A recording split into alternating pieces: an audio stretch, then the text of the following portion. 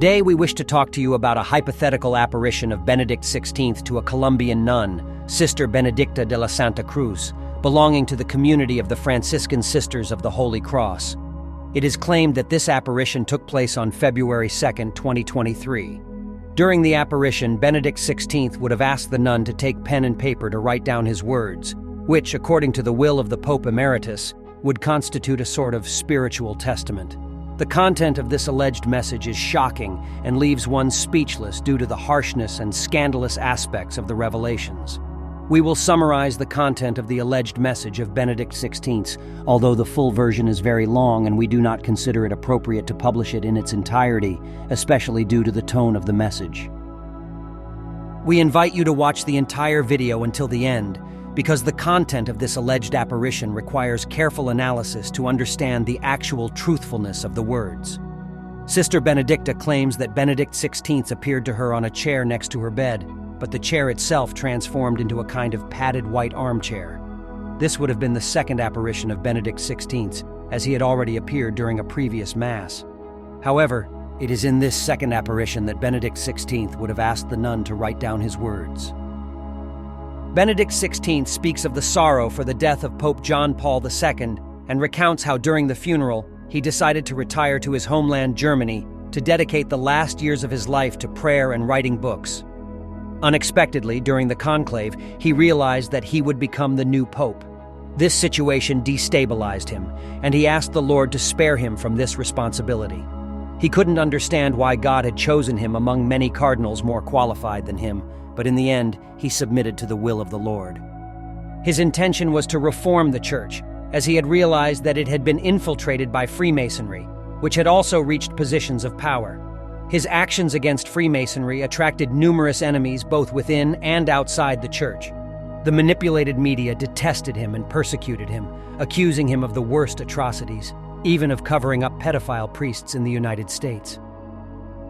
For Freemasonry, his papacy was supposed to be short, enough for them to choose his successor. They even went as far as organizing a conclave and threatened to kill him if he did not resign. Following the will of the Holy Spirit, he decided to continue his pontificate in a different way, operating in the shadows. He opted for resignation in order to avoid a schism within the Church and sought a coded language to communicate and convey his message to those who could understand it. Benedict XVI described the years as Pope Emeritus as a period of suffering and imprisonment, where every action and movement of his was controlled by the people around him. He could trust no one, not even his personal secretary or the nuns who cared for him. His personal secretary became his jailer, a trusted man of Pope Francis who monitored him and prevented him from meeting anyone. On several occasions, he realized that the medications administered to him were actually drugs aimed at shortening his life. Pope Francis himself desired his death, doing everything possible to isolate and humiliate Benedict XVI. He recounted to Sister Benedicta an episode in which Pope Francis visited him and, with a cynical and malicious look, told him that he hated not only him, but also the Church and the Mother of God. Pope Francis confessed that have satisfaction from having control over his life, revealing that his goal was to drive God away from the earth, abolish the Eucharist, and defame the Mother of God. Finally, he confessed that he invoked the King of Darkness in front of the Lady of Fatima during the fake consecration of Russia. The words of Francis caused such intense pain to Benedict XVI that he suffered a heart attack and died within a few hours. The anguish caused by those words was so intense because he understood that Francis was the destroyer of the Church, serving Satan. Benedict XVI stated that he was not the first pope to be assassinated, since there are many ways to kill a man. Even his two predecessors, Pope John Paul I, who was killed shortly after his election, and Pope John Paul II, silenced through throat surgery that worsened his condition, were victims. The Vatican had long been under the control of Freemasonry, which made decisions and limited the actions of popes, eliminating them as soon as they became inconvenient. Throughout his pontificate, including his time as Pope Emeritus, Benedict XVI continued to wear his white cassock and sent coded messages to make the world aware of this truth, albeit in a veiled manner. According to him, only Jesus Christ can now save the Church. In essence, this is a summary of the words attributed to Benedict XVI during the apparition, as reported by Sister Benedicta. The tone of this revelation is certainly shocking, but it is our duty to remain clear-headed and assess whether such a story can be truly true. However, when reading the entire transcript of the apparition, numerous points are noticed that render this alleged apparition completely unfounded. Throughout the text, Benedict XVI uses a language very different from what we were accustomed to. He appears as an extremely proud and vain man. He repeatedly compares his sufferings to those of Christ and claims to be the most persecuted pope in history, something that Benedict XVI would hardly have said, considering that many popes throughout history have endured great suffering, starting with St. Peter, who was martyred.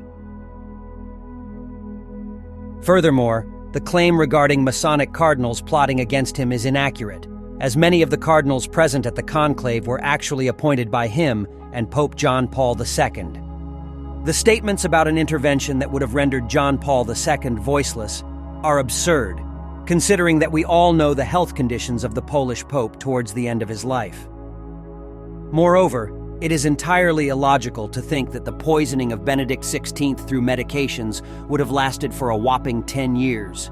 Such poison would have been highly ineffective, considering that Benedict XVI lived until the age of 95. In reality, when reading the entire transcript of the apparition, many completely absurd and contradictory points are noticed.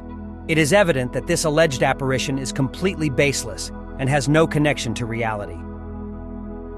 So why did we talk about it? We initially did so because this text has sparked curiosity and interest in certain circles hostile to Pope Francis. It is therefore right to address the topic and debunk the absurdity of this entire story. However, it is also important to talk about it because we must never forget that there is only one public revelation in which we must believe, and that is the coming of Jesus Christ. Private revelations have always been a problem for the Church, which has always exercised caution and prudence.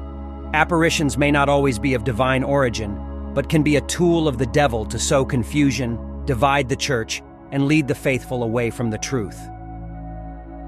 We do not know the exact circumstances of this alleged apparition, but given the inconsistency of the words reported by the nun, we urge everyone to exercise caution and distance themselves from a text that, at best, represents a fanciful and naive reconstruction of reality, and at worst, may be of demonic inspiration. We would like to know your thoughts on all of this in the comments, and we invite you to subscribe to our channel to be part of the faith community. God bless you.